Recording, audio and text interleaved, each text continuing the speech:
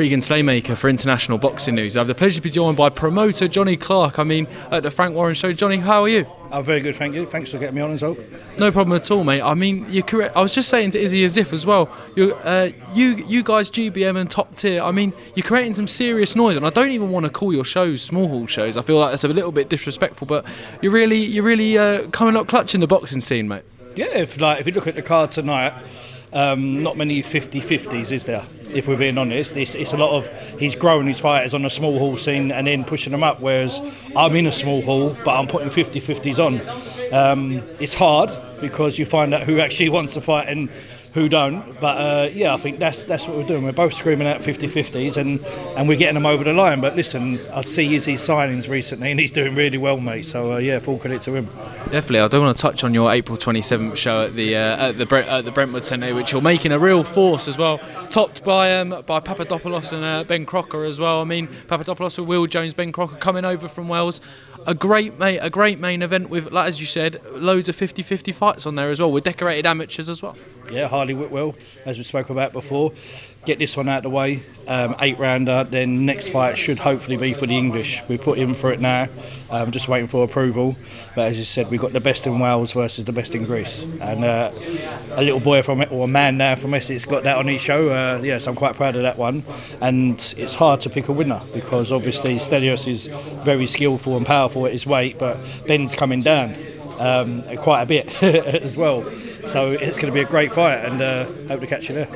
Definitely, mate, will do. I'll definitely try and get down there as well. Obviously, Stelios as well, team like Will Jones as well. Will Jones is stable. Obviously, a lot of the fighters on your cards as well, but obviously his stable's grown as well, like with Top Tier as well, with the fighters on the card. Yes, obviously he's from Essex, isn't he? So I need his gyms on my shows, and lucky enough he's got some good fighters who are up for 50-50s, so it's a pleasure to have him on. And then we've got like the Kent boys in Billy Rumble. I've got 4 from his stable on my show, and there's not many shows about these days, is there? So we're not at that level either, so I know I can bring them onto my show and hopefully keep Kentman on.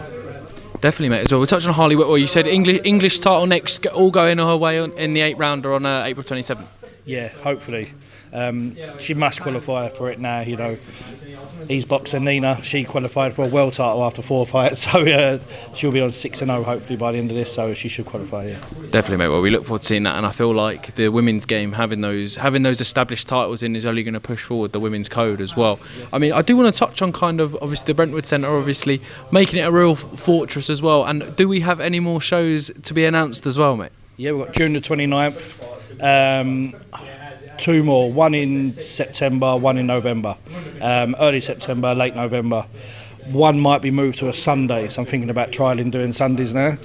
Clashing with the big boys on the small hall. It doesn't really affect because people that buy tickets are friends and family, but the likes of yourself, the media, sometimes clashing with them big boys, it kind of takes that away from our show. So I thought if I move it to Sundays, so I'm going to trial it in September, see how it goes, because obviously you're not going to get the vibe in the crowd and the bar, but listen, it's more about building the show and the reputation, and the more eyes on it the better, so we're just going to try that. Definitely, mate. I love a Sunday boxing, so and I can get down there as well. I don't mind, and I work from home Mondays as well, so it works as well, mate.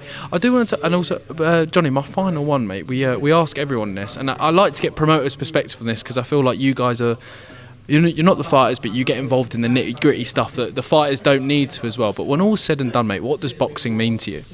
Future. At the moment, I set up businesses that run themselves, so I have a lot of free time, and this one is the hardest I've worked for, the least amount of money. So it's just a passion, and it's a future. But I think this will be better than any business I've had, and I believe in it. Definitely, mate. And also, I do want to shout out on Sky as well. Just tell the audience kind of where they can watch the shows if they can't make it to the Brentwood Centre as well. I don't know if I can say this, but it's going to be streamed on IFL. On undercard to 7:30, and then from there it'll be on Sky 186 on AOZ. So apparently I'm the best promoter on Sky. I've got to remain impartial, but you heard it from the man here, Johnny Clark. Thank you very much, mate. Thank you for having me. Cheers. Cheers. Mate.